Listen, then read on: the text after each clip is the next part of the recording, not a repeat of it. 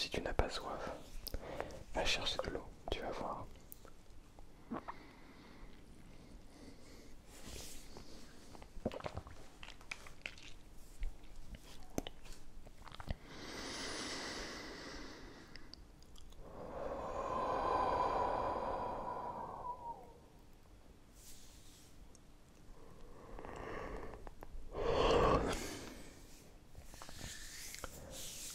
C'est toujours très cool de recevoir des messages me disant que grâce à mes vidéos, eh bien,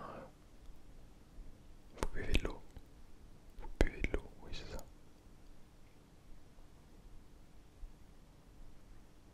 Il pleut. C'est incroyable, dès que je fais une vidéo, il se met à pleuvoir. Ça pouvait être comme ça tout le temps. Bien, on va commencer avant que je ne tombe dans le sommeil. Et vous aussi. Par ouvrir un mode de douceur. Regarde combien il en reste. 2 petits mots. Hop là. L'avant-dernier.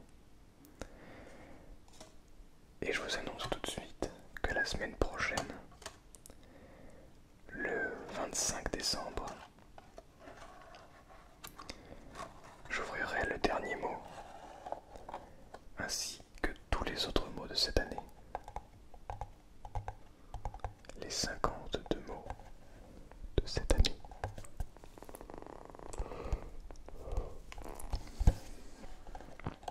On va se faire un petit marathon des mots de douceur, comme on a fait l'année dernière, avec les mots de bonheur et de sagesse. Et j'ai la boîte ici de l'année prochaine.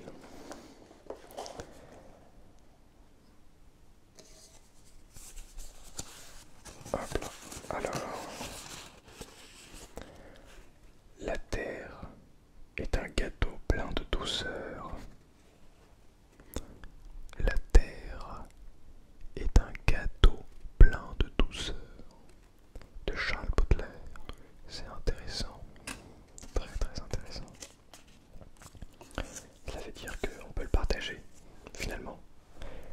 Il est tout à fait possible de partager ce gâteau. Je le crois aussi. Bien. Vous savez, je pars en voyage à la fin de cette année. Enfin plutôt au début de cette année prochaine. Et avant de partir en voyage, pendant 3 mois, je me dois de préparer des vidéos en avance.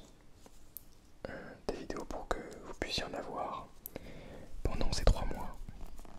Que je ne parte pas sans rien pour vous.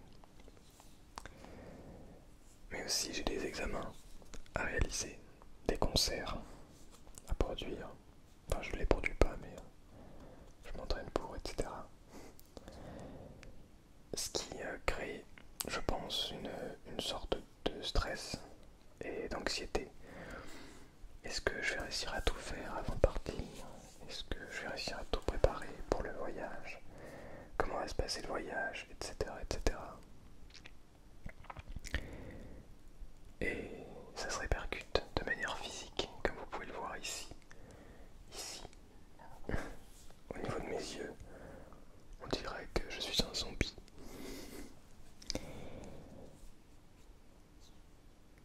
Et c'est peut-être le cas pour toi aussi. J'imagine que tu es fatigué et stressé. Et que tu te sens pas super bien. Et ben tu vois, ça m'empêche pas d'être heureux.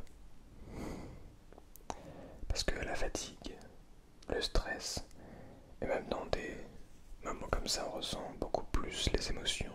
On est beaucoup plus facilement triste, plus facilement en colère.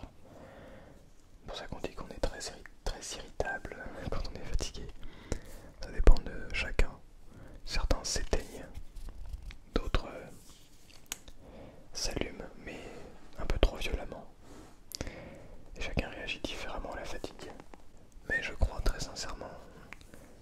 ça ne doit surtout pas enlever le fait d'être heureux ou heureuse.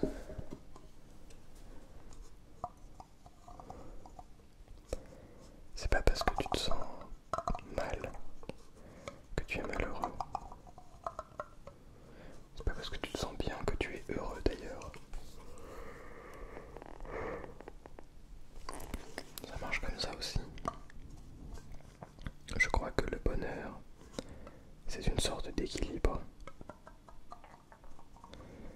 D'équilibre de santé physique et mentale. D'équilibre dans la manière d'être, dans la manière de voir les choses, dans ce que l'on fait, dans ce que l'on est.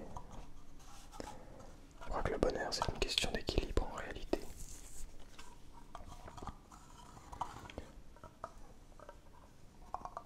Même dans ses relations sociales.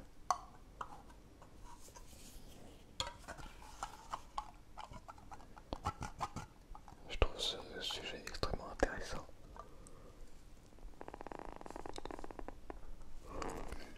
Le sujet du bonheur.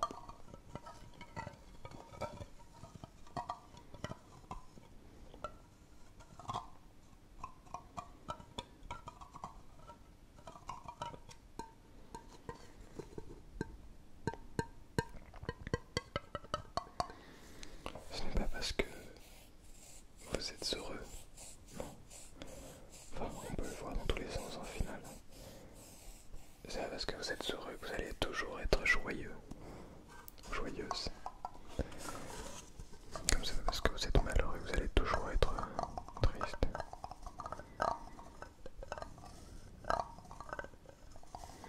Et d'ailleurs, les gens qui sont malheureux et malheureuses culpabilisent bien souvent d'être joyeux. Lorsqu'ils sont joyeux, ils se disent mais j'ai pas le droit d'être joyeux, c'est pas possible, je suis malheureux. En fait, l'un n'empêche pas l'autre. On peut tout à fait être joyeux, même si on est malheureux. On peut rigoler, même en étant malheureux. Le bonheur et le malheur, c'est un état profond, intérieur, qui nous fait nous sentir profondément bien ou profondément pas bien. Mais ça n'a pas grand chose à voir avec nos émotions en réalité. C'est une sorte d'équilibre dans la vie.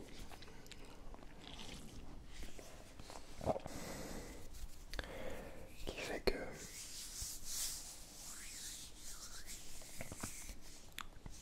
il faut être en bonne santé, mais à la fois il faut...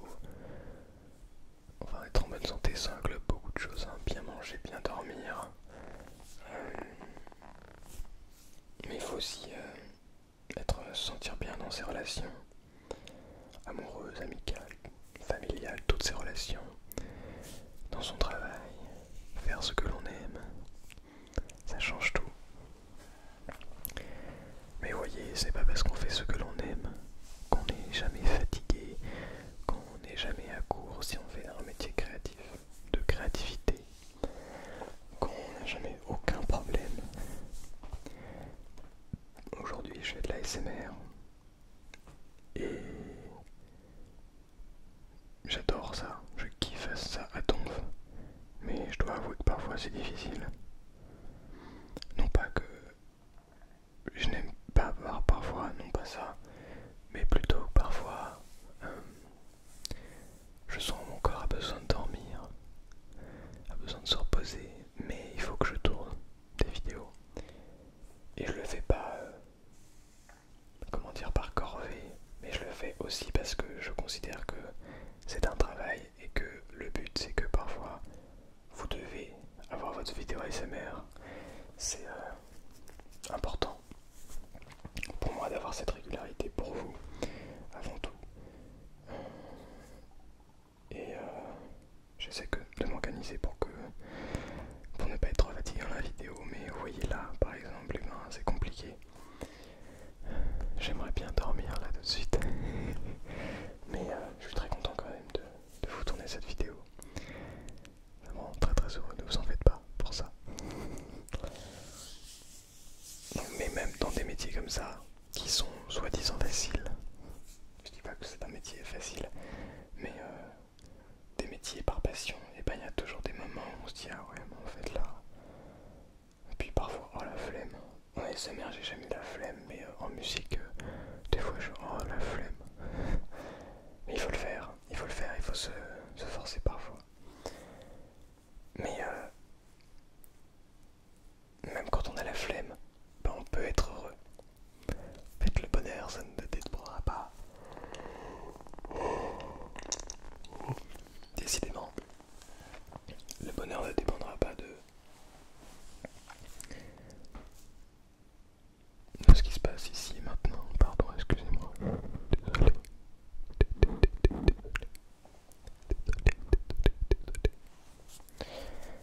Le bonheur ne dépendra pas de là, ici, maintenant. Enfin, comment dire? Le bonheur ne dépendra pas de ce que l'on va ressentir forcément. C'est-à-dire qu'il faut réussir à être heureux et heureuse, qu'on soit dans enfin, avec une émotion, un sentiment agréable ou désagréable.